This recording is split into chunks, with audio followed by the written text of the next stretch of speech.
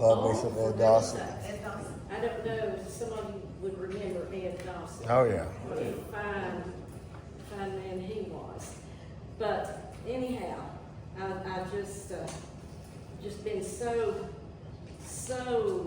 proud of her and admired everything that she is able to accomplish. I can remember many years ago, and she was caring for her parents. She had a couple of boys. She would be out doing all of these things pertaining to her job, even attending meetings. And then at the time the meeting was over, she said, well, I need to get home and feed my boys. And she balanced it all so well. And I've just been, I've just always been one of her biggest admirers. And so I'm going to let Nate Ogle take it from here, and he's going to introduce the general to us all.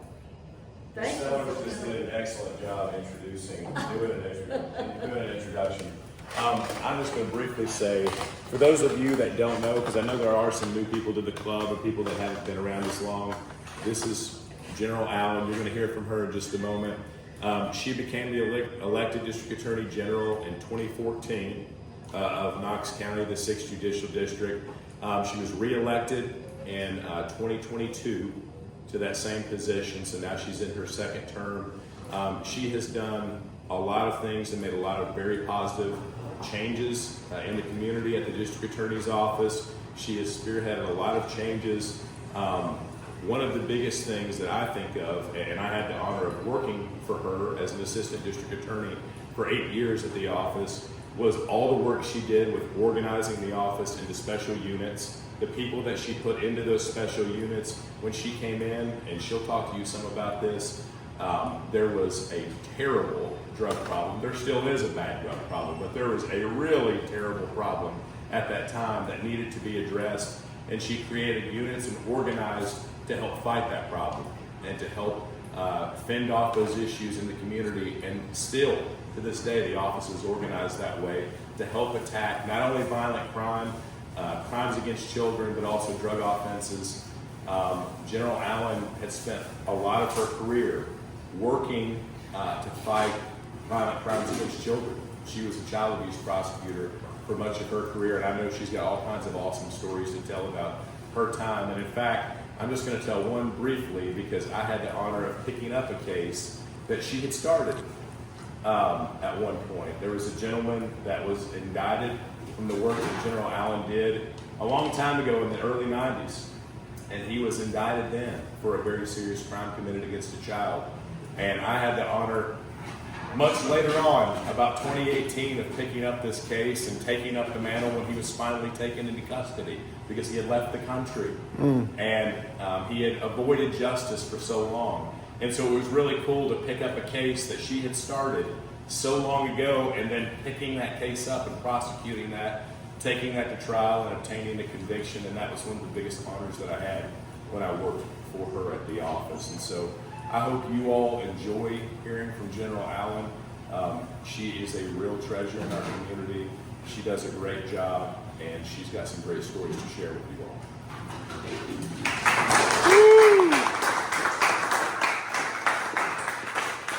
Okay, thank you both. I think you oversell me, both of you. Yes, I did balance a lot of things, and I did have those two boys, and they're now grown, and I'm proud to say they turned out okay. Even though their mom was running all over the county, one is a deputy sheriff, and one has graduated from law school and does not want to be a prosecutor.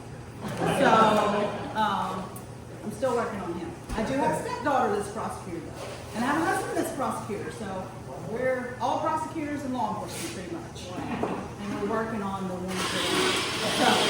So.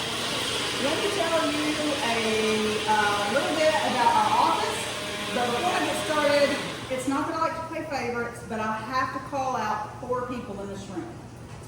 First of all, I have to call you out because you have on the Charme shirt. So you are my favorite in all of them. So thank you for wearing your Charme shirt.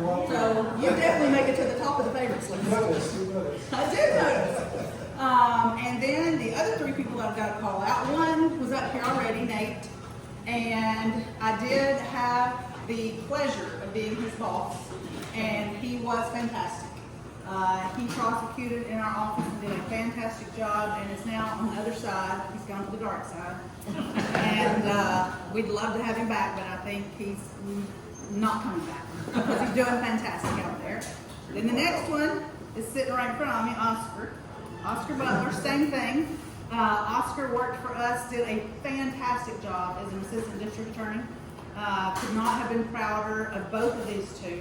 And Oscar left us too. And he's over on the dark side. I don't know what happened to these people, but they're both just doing a great, great job, and go to battle with our prosecutors all the time, but they are doing a fantastic job on the defense side. I'd like to say it's because we taught them everything they know. And then last, Sam Lee, who just walked in the door. Sam Lee is my chief deputy, and Nate did talk to you about how I organized the office. And I did organize the office because our office is the largest law firm east of Nashville. We're up to 88 employees, so it is a very large office. And Sam Lee, who is my chief deputy, is the guy who makes it all work. I run around and speak and talk and go to Nashville and talk to lawyers and try to keep those plates spinning. And it is Sam Lee who is in that office first thing every morning and last thing every night. And he is making sure that our money doesn't fall through the cracks, our budgets are working, our lawyers are there, that the lights are on, that everything is working. I think Sam Lee, I could not do what I do without Sam Lee, who is my number two, who I'm telling you, I'd go to battle with him any day.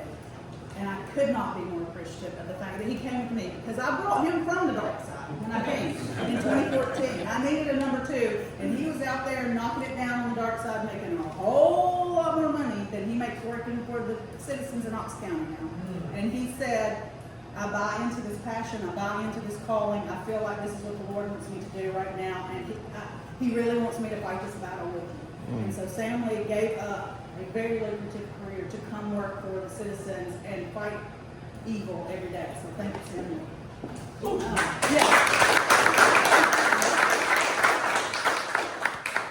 Okay, so you know a little bit about the office. Office is big, 88 folks. We have a large budget. We have a budget of about $12.5 million. Most all of that goes to employee salary. Very little of that is discretionary funding. Of those 88 employees, 44 are assistant district attorneys and 44 are support staff. We in the district attorney's office work in a whole lot of courts in Knox County. We have 3 criminal courts. We have 4 sessions courts and 1 juvenile court. And our courts here in Knox County, your courts here in Knox County, are not like surrounding counties. Some of the surrounding counties, their courts don't go every day. All of our courts are running every day. So every day you can come down to the city county building, they're open to the public, you can come in, you can sit, you can watch what's going on in those courts. Trials are going on in those criminal courts, and sessions courts are working extremely hard. You can go into all those courts and see what is happening. We in Knox County try more cases than any office across the state. There are 32 judicial districts. There are 32 of me, 32 elected district attorneys across the state of Tennessee. Even though I tell you I'm the Knox County District Attorney, I'm not the Knox County District Attorney. I am the District Attorney for the 6th Judicial District of the state of Tennessee. I'm a state employee. So there are 32 of me. Like the 9th Judicial District is next door. It's Loudon, Rowan, Morgan, and Meigs, because he needs more counties to make his population bigger. That's how we divide up the state. So when you compare Knox County to all the other 31 districts, we try more cases than anybody. We try more than Nashville. We try more than Memphis. We try more than Chattanooga. We try more than any other district by far. And I would like to say that is, I think you can chalk that up to 3 things. I think you can say our employees, your assistant district attorneys are ready to go. They're prepared. They're ready to fight. They're ready to go to trial. We don't ask for resets and we go. But we need a defense bar that's also prepared and ready. And so I will say our defense bar, your criminal defense bar here in Knox County is ready to go to trial. And so lastly, you have to have judges that push trials.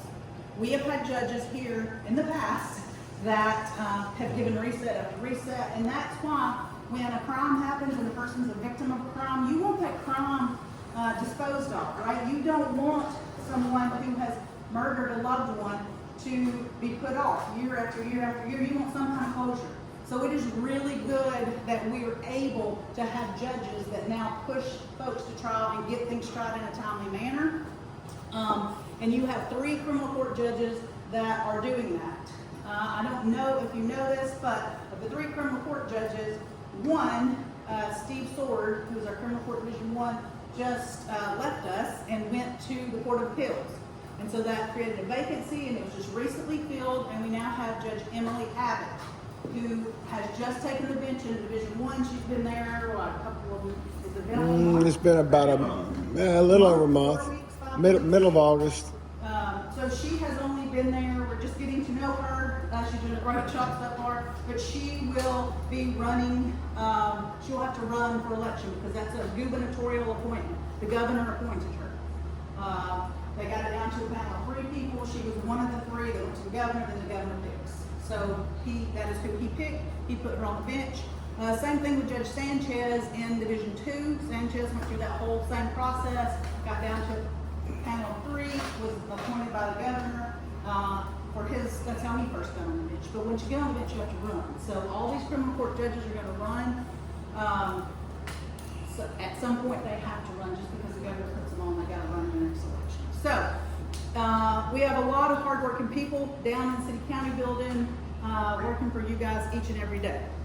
Our particular office, the way we are set up, and Nate talked about this a little bit, is we are set up into units, and many of you that have heard me before know what our units are. Some of you may have never heard what our units are, but when I came into office, I did say, we have certain crimes that we need to focus on and we need to attack. And so that's how we got to this structure of units in our office. So our units that we set up deal with particular crimes. And a unit is like a little mini law office.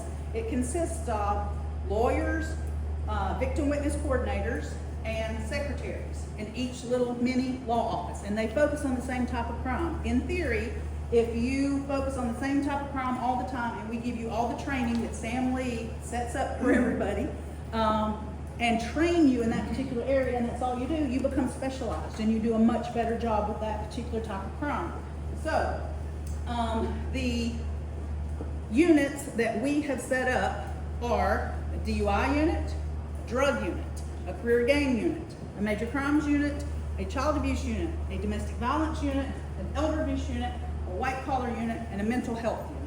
Those are all the particular units that we have set up. And so quickly, I just want to run through those and kind of give you the stats of what's going on in that particular area in Knox County, so you'll know what's happening in your county right now. Of those units, which one of those units do you think, and you people I called out cannot answer. You people cannot answer. But everybody else, which of those units do you think sees the highest volume of warrants taken? The highest, when police go out, make an arrest, what do you think they're making the most arrests in? DUI. No, but great guess. No, but great guess. Elder abuse. No, but great guess. No, but great guess. Wow, you people are guessing all over the place. Process of elimination. So bad I went through your Citizens Academy. Yes, and you went through this. Don't let me finish talking about that. Domestic violence.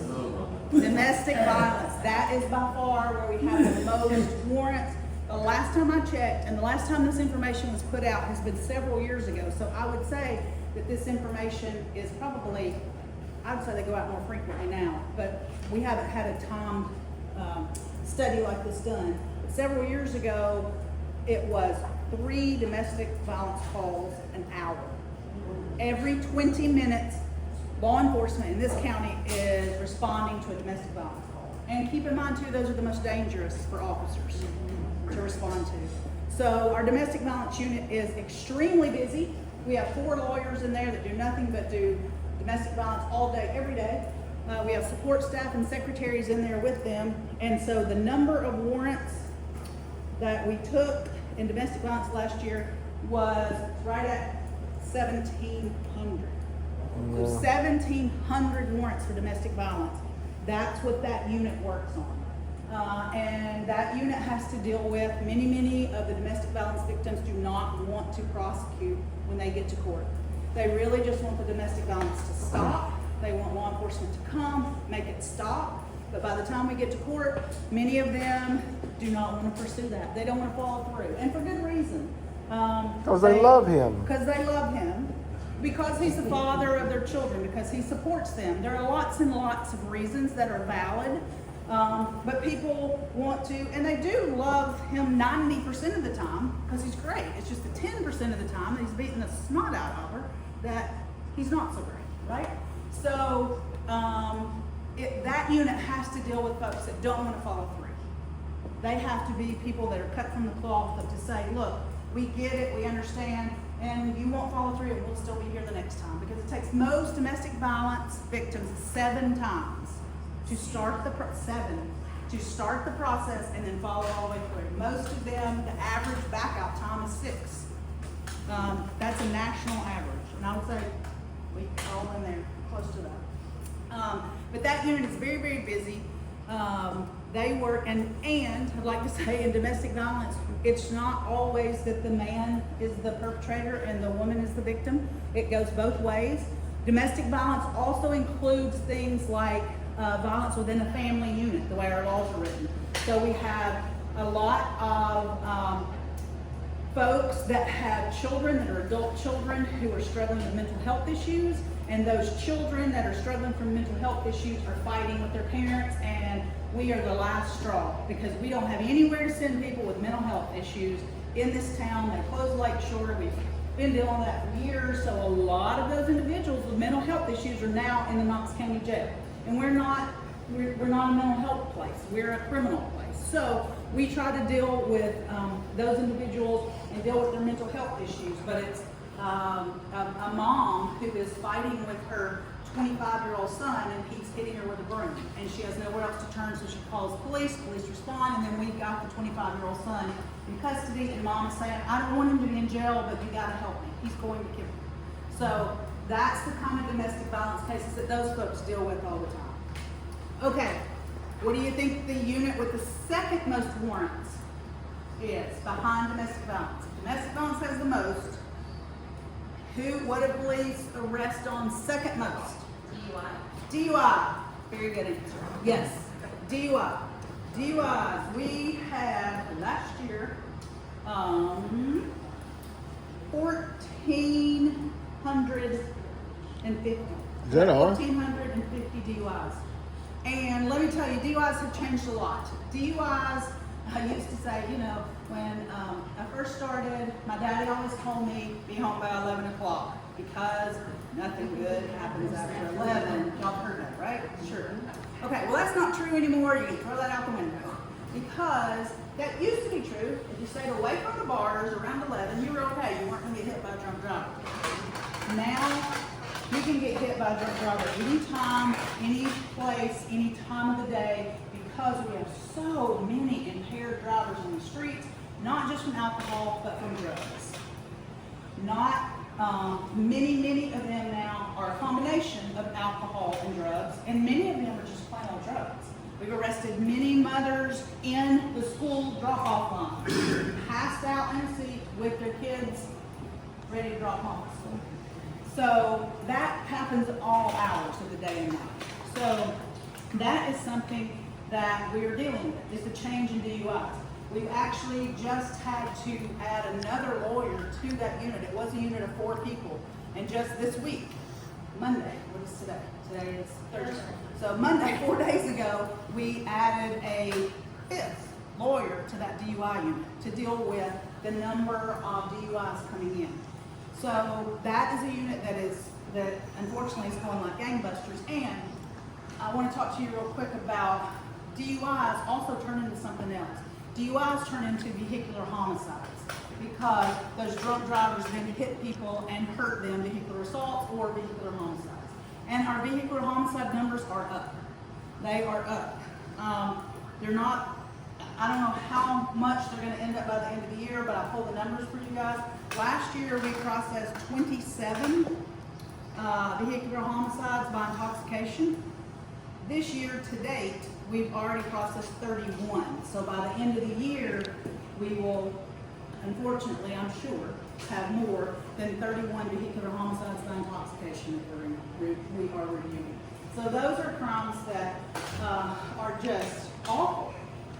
They're not like a murder where somebody gets mad and takes a gun and goes and shoots somebody on purpose. These are people who are drinking and get behind the wheel and don't want to kill people, but are killing them left and right.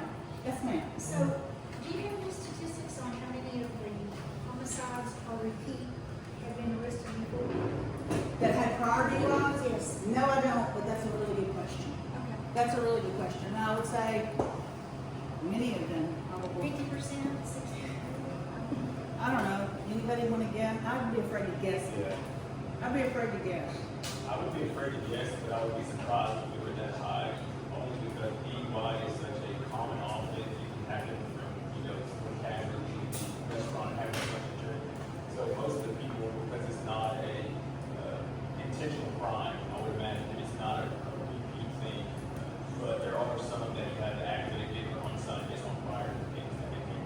I can tell you this. That's a great defense argument. Even, see, we can work something. I will tell you this, even if, I don't know what the statistics are for the ones that have prior convictions, but I'll just about bet you my next paycheck that it's 100% that have driven intoxicated before. No doubt. It's not your first time that you've ever driven intoxicated and you killed an entire family. You've done it before. Now, we might not have caught you and convicted you, but it's probably not your first time to be driving impaired. But those vehicular homicide numbers are really going up, and that's something that I'm watching, and I don't know what I want to do with that, but we've talked about it at the office. That's something that we're on and saying, what do we do? How do we lower this number? What is happening? How do we get our arms around this? Okay. Okay, we talked about DV and DUI. Here's some good news. Let me throw some good news into this.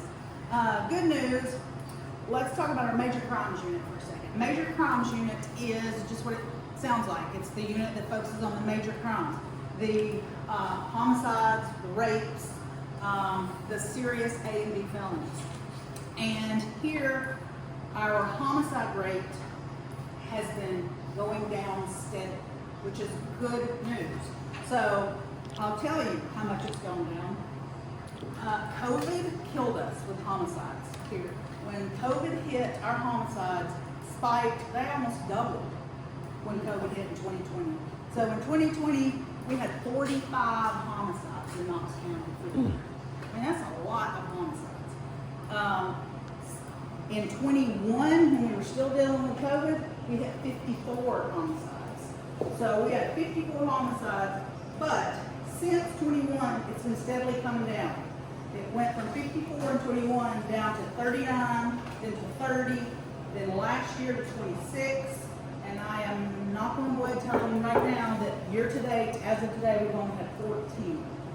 So we are significantly decreasing our homicide rate. Is that because people were at home, or is that because people were not working and they just decided to go do something stupid? Both. Because our domestics went up, and that's because people were at home together who aren't doing so good at home together. And people weren't working, and so the people that were out and about from not working were up to no good. So, but we are getting a handle on that. And 14 year to date is really good. Some of those are domestic, some of those are gang shootings. They're kind of all across the board. So far this year,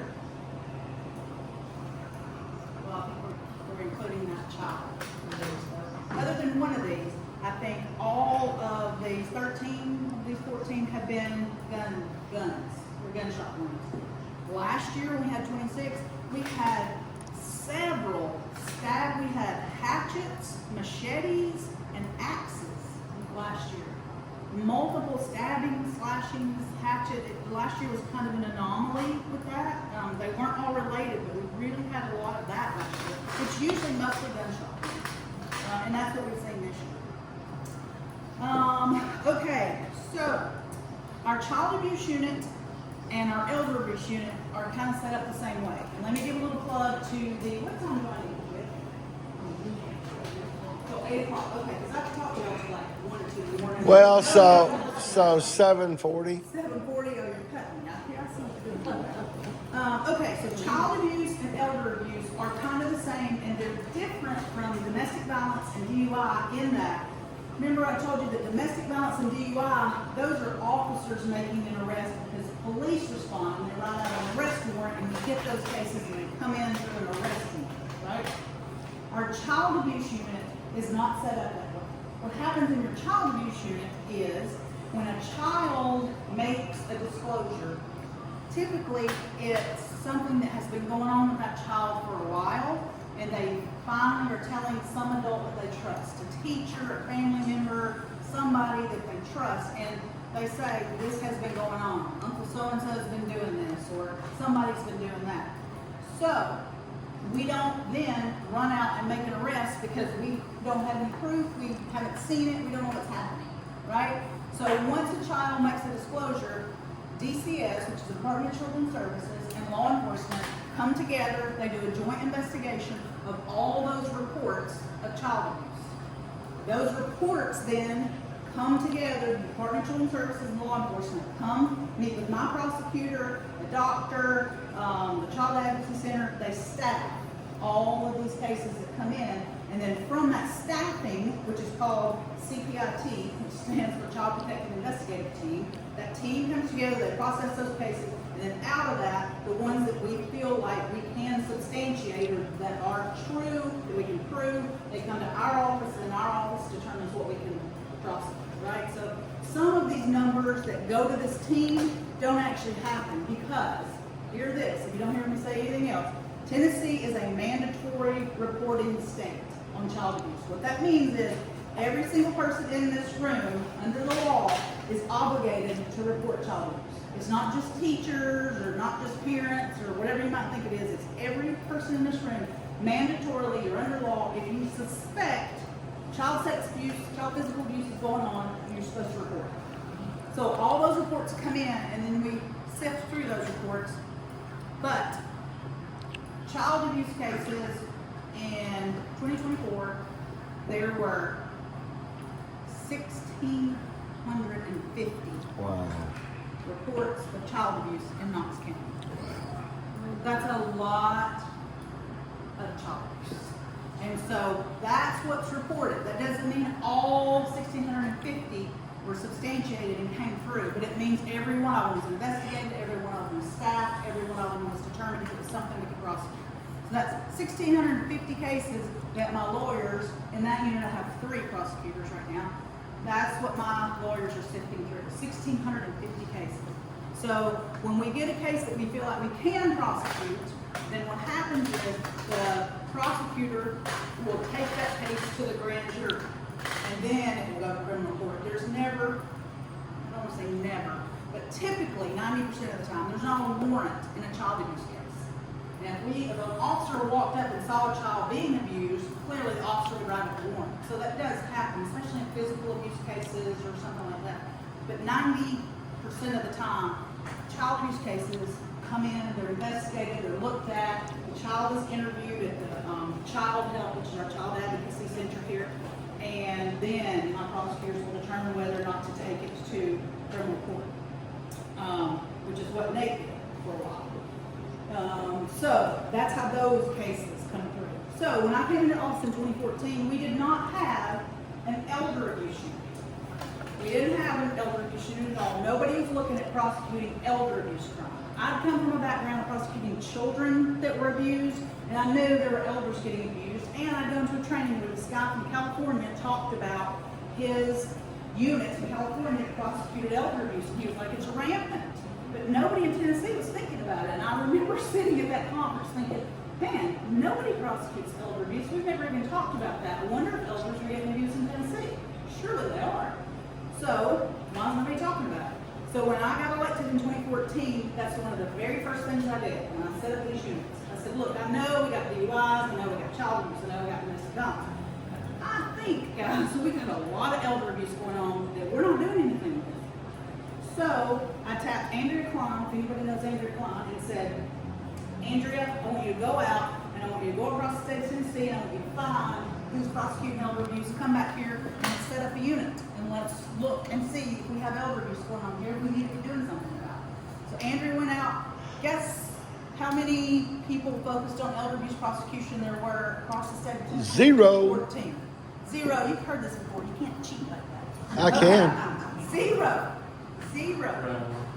Nobody in Tennessee was focused in 2014 on prosecuting elder abuse.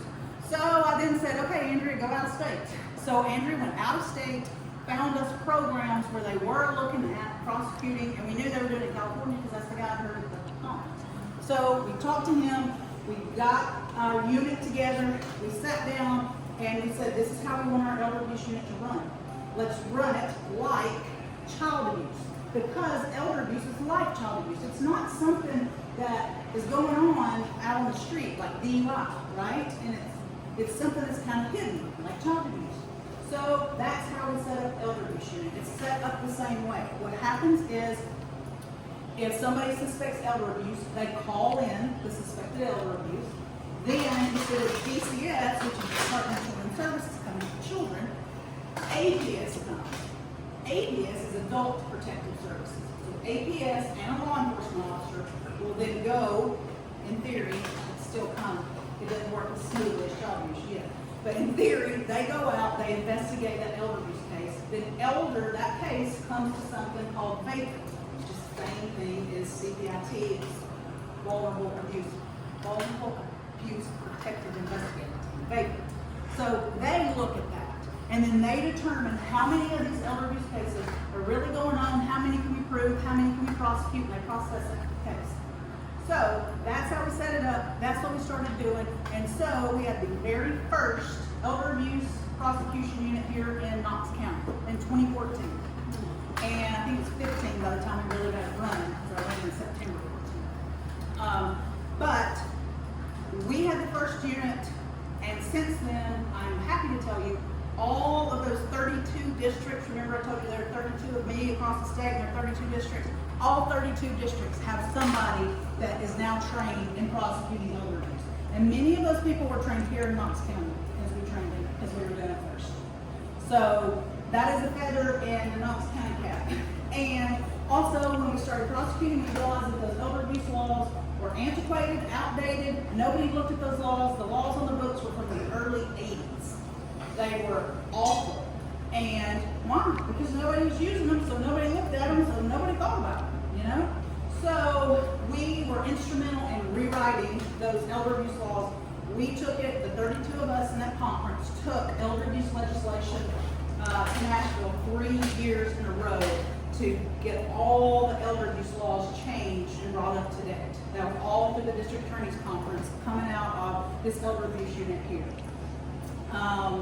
Elder abuse really kind of falls into this. Usually there is neglect going on with somebody. There's financial abuse going on with elders. And when we get in there and start looking at the neglect or start looking at the financial abuse, then we'll find physical abuse and sadly sexual abuse with elders. But the main thing that draws us in is the financial abuse. Because what happens? People get older and they move their kids and their grandkids in to help take care of them, and their kids and their grandkids rob them blind, steal from them, take their money.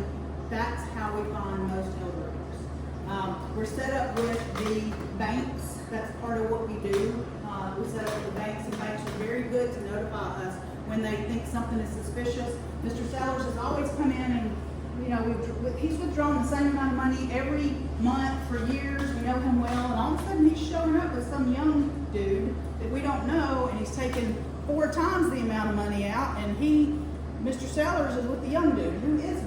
So they'll call, and so we'll go in and say, who is the young dude? What's going on? And the young dude is grandson or somebody that has decided to start taking advantage of Mr. Chambers. That's how we kind of get into those cases. So, we said, nobody's prosecuting elder abuse. Is it even going on here? Guess how many cases we looked at through VAPIT last year in 2024? Elders being abused in Knox County. Over 1,500. So do you think we needed an elder abuse unit? I do. So, yeah, we looked at over 1,500 cases of elder abuse last year. So, VAPIT, SIPIT, very busy with elder abuse and child abuse. We have a drug unit. Many of you guessed drugs is the most crime we see the most. We do see a lot of drugs, it's just not what we take by warrant. That's not the way we charge them. We do see a lot of drugs here in Knox County. We see a lot of overdose deaths. That is something that is on my website if you're interested in the number of overdose deaths. That is in real time on our website every single day. And part of that is because I have a fantastic employee. Let me start with that one more time. So I have 88 of the best employees in the world. I have an employee that checks the feed out of the medical examiner's office every morning at what time does Tracy check that? 5. So Tracy checks the medical examiner's feed at 5 o'clock every morning, while most of you might be asleep. And she checks those, she goes through those, we parse out the ones that are overdoses. She sends them to Sam at, I don't know, what time she send them to you? By 7. Sam is in the Knox County computer system feeding them the overdose numbers for the day. So we have a real-time counter on our website to tell you exactly every day within a 24-hour period how many overdoses we have in Knox County. And it used to be, we're starting to get a handle on overdoses. I'm glad to tell you they're coming down like the homicides are. But back when we were in the heyday, when we had so many people dying of overdoses, like WBR would put up that counter every night on the news. And I don't know if you noticed, at the bottom it would say numbers provided by the Knox County Attorney's Office. Because we had the most real-time counter of any, we're the only people that have a real-time counter. Because of the great work that Tracy and Sam were doing to get that thing reloaded every day. You still have the Narcan? Still have Narcan. You yes. still have the Narcan Yes. grant Law money? enforcement still carrying Narcan. Law enforcement still Narcan people every day. But those numbers are going down. And I happen to have those numbers for you. If I put on my glasses, I can tell you what they are. If I don't put my glasses on, I'd be a total guess. Okay. They're coming down. So the heyday, once again, when COVID hit, is when our overdose numbers spiked, right? Our overdose numbers in 2021, when we were coming out of COVID, were 466. We had 466 people dying That's more than in one a Knox day. County every year from overdoses. 2022 went up to 511. There were 500 people dying a year in 2022. Then in 23, it started coming back down.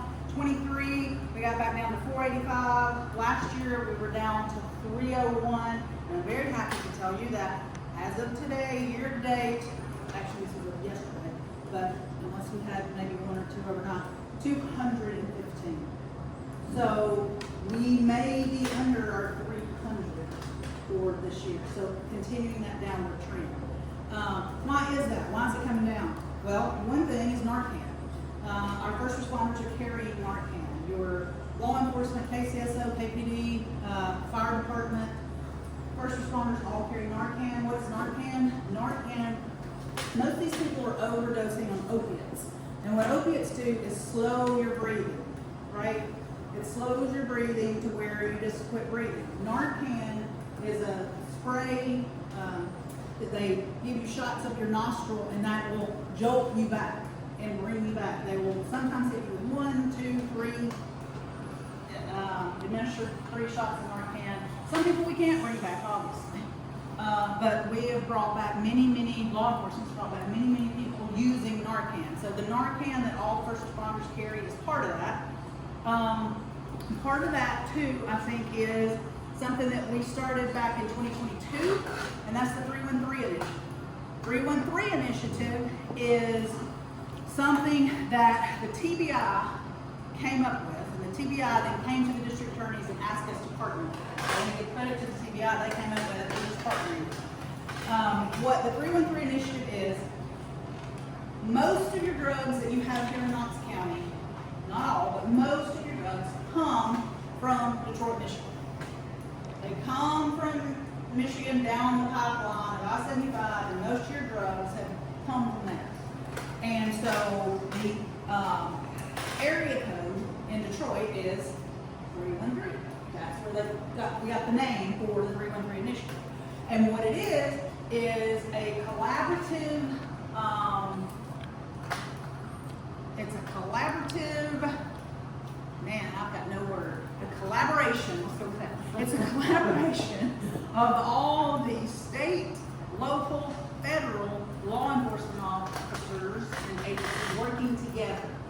Because people that sell drugs don't stop at county lines. They don't care when they're crossing the county line. But law enforcement and prosecution, we're very, we're in the 6th district here. When they cross into the 9th district, it's not my case anymore. When Loudoun County is chasing a criminal, once Loudoun County's chase goes into Knox County, well then it becomes Knox County's chase, right? Because we're very, in law enforcement, drawn up by lines. Well, drug dealers don't do that. They don't work that way. They just sell everywhere, right? So the 313 initiative allows all of our law enforcement to work together in real time, share information in real time, work cases together in real time, come up and do warrants, do wiretaps, do work together to try to stop the influx of drugs coming down that pipeline from Detroit. Our local law enforcement now works with police in Michigan. That's a partner agency of us on the 313 initiative because that's where they're coming from. It is so known and so everybody accepts it so much that I have been on the Detroit news twice talking about how we are the recipients of all the drugs that they're shipping out.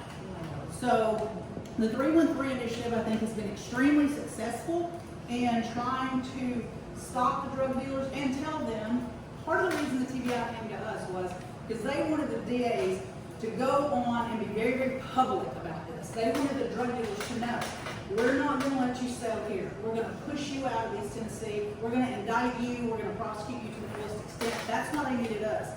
So we are the front face of it, and we go on the news, and we go, and we are constantly talking to the press about all the good work they're doing, how many people we're arresting.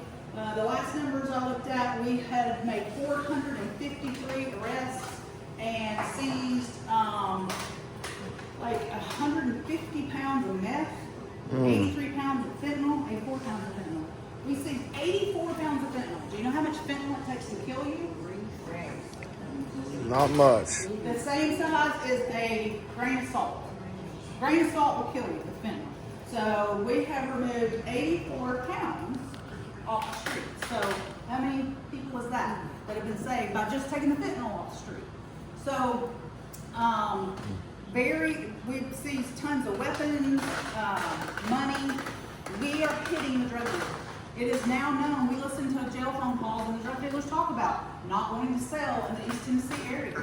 Not wanting to sell here because they're pushing us out. They're pushing us out. So I am a firm believer that the 313 initiative has been a success. I have a question. So are they manufacturing it in Detroit, or are they coming in through Detroit from somewhere? No, they're coming in across the border, and then ours are just coming down So from Detroit. from Canada? Mexico and Canada, right? And China. Yeah. And their fentanyl can be made in a lab. Heroin is like a natural product, but we started with pills here way back in the day. Like we want to do a little quick history lesson. We started with pill. We had tons of pill mills. We had pill mills where you would have a doctor, but he would open his shop, and when we opened his shop, we put up a poll cam and look at it, and his shop opened at 8 a.m. and the line would be through his parking lot and down the street at 8 a.m. Okay, most doctors don't have that many patients. And so he'd open his doors at 8 a.m. and people would be in there and we would time them and they'd be in there somewhere between 90 seconds and 3 minutes. And they'd be coming out with a script. They even got to where they'd give them the script and the drugs in the doctor's office. But those are pill mills. Now I'm not saying that there aren't legitimate pain clinics. There are legitimate pain clinics, but these were pill mills. And so we were rampant with the pill mills. We did a really good job of closing down on the pill mills. So when we closed down the pill mills, people were already addicted. They were already addicted in East Tennessee. And so at that point, they started turning to heroin. So we saw heroin spike. That's what was killing everybody. Everybody was getting into heroin. The heroin progressed and became fentanyl because fentanyl is made in the lab. So you can make fentanyl, and that is cheaper than growing the heroin. So now a lot of this fentanyl is made in labs overseas and shipped in, comes across the border, comes down from Detroit.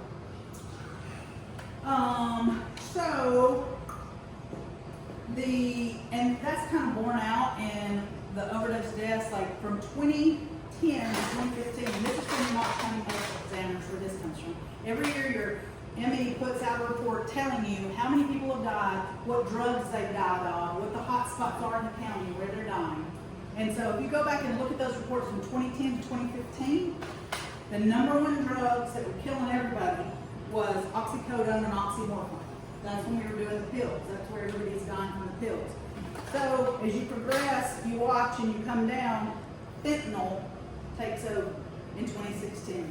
And fentanyl has been the number one drug killing people ever since. Heroin came in, heroin would run a second, heroin and meth, fentanyl. That's what it's been, heroin, meth, and fentanyl. That's what's killing people. And the number one drug killing people last year in 2024 was fentanyl. And it's still fentanyl, but it's made in a lab.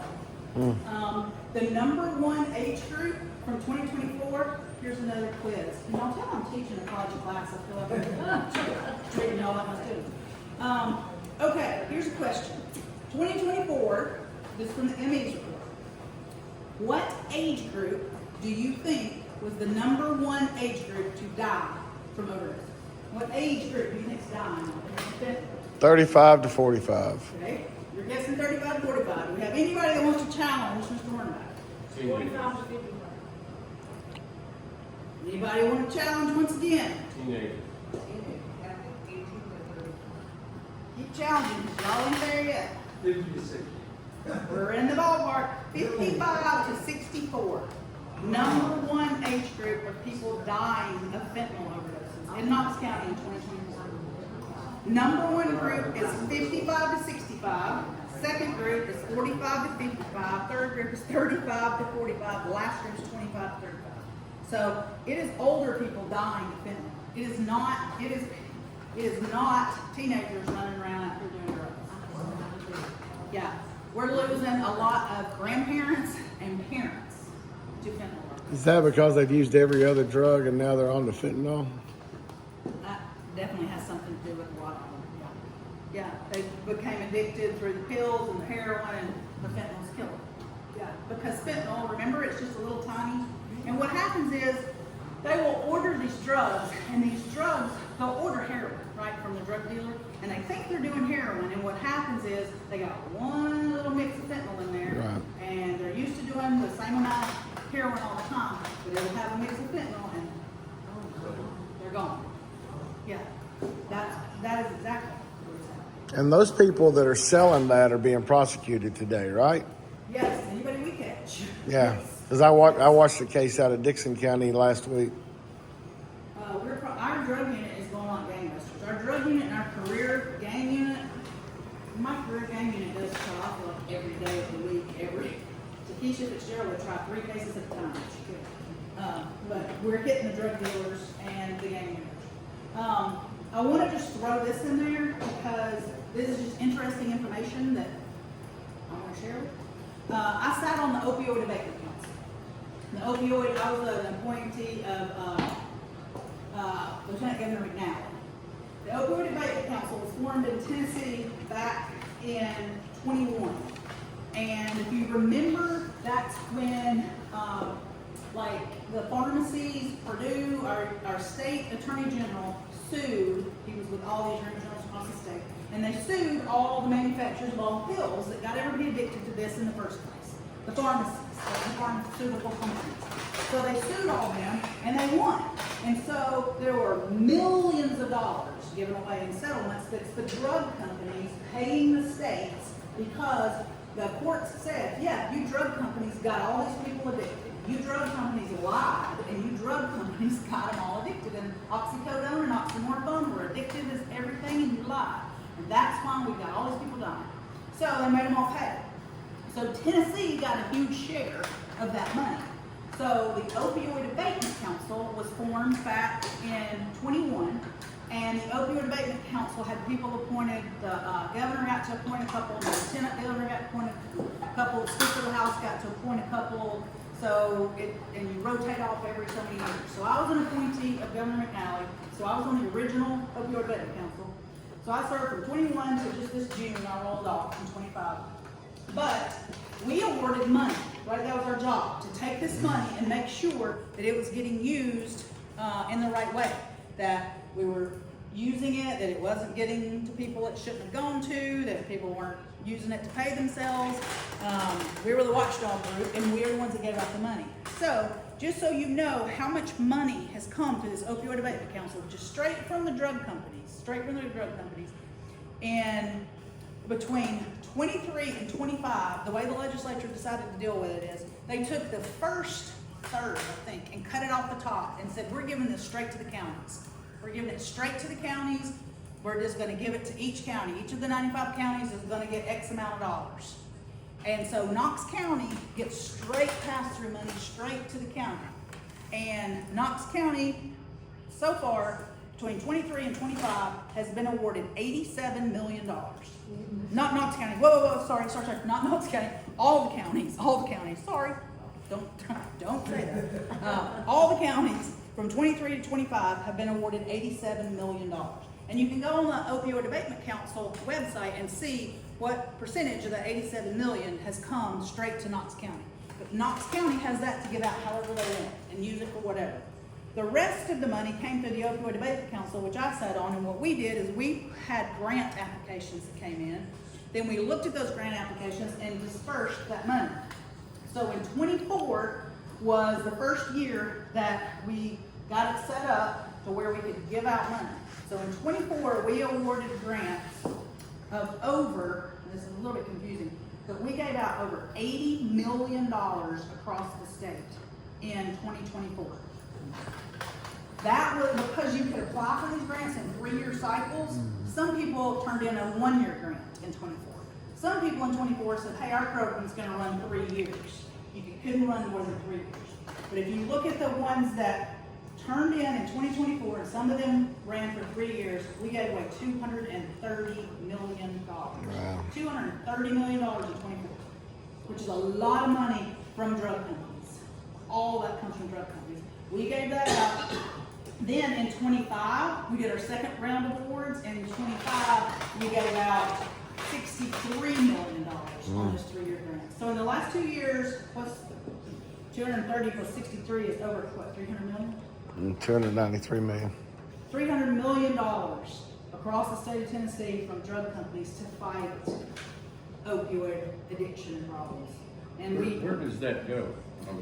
What? Does it go into the general budget? Does it come It comes through the general budget, and it goes to whoever applied for the grant.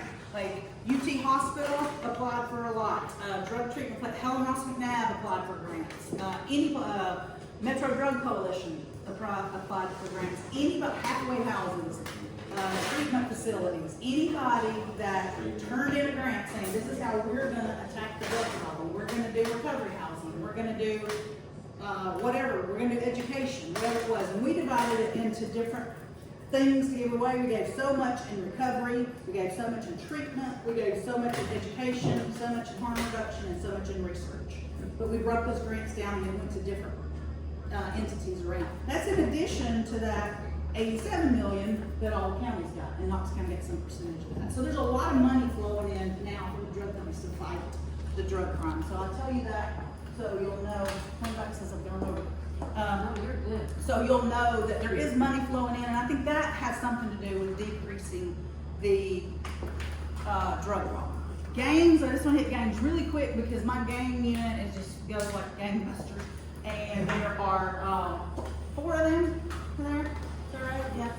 Okay. There are 4 in my career gang unit, and career gang unit prosecutes. They don't prosecute a certain type of crime like domestic violence or DUI or child abuse. They prosecute based on who the person is committing the crime. If you have been declared to be a gang member, if you're on our gang list in Tennessee, doesn't matter what crime you commit, if we determine you're a gang member, then you get prosecuted by the gang unit. Doesn't matter if you're driving a revoked license, doesn't matter if you committed first-degree murder. The gang unit is gonna deal with you because the law allows us to use enhancements and sentence gang members in a different way. And so we want that gang unit to focus on people that are gang members and use those gang enhancements. They're trained. Remember, the whole reason we put them in units is because they're specialized. They know how to do that. So somebody in my child abuse unit doesn't really know too much about gang enhancements, but my gang unit knows how to best utilize those gang enhancements. So the gang unit is hitting all those people, gang members and career criminals, people that have determined that they want to have a life of crime. And so that's what they do. They're career criminals, they get prosecuted by that same unit and get hit with those same tools that the legislature has given us to really go after career criminals and gang members. So they are working super hard, and of the trials that we tried, did I tell you guys how many trials we had? Where are the trials on here? We had 90, I think we had 90 or 91 trials last year. Somewhere, they would be on this list, but I don't know. 90, 2024, yes. We tried 90 cases last year. And you have to think about that, because I told you we had 3 criminal courts, right? They're only 52 weeks a year, okay? Some of those trials lasted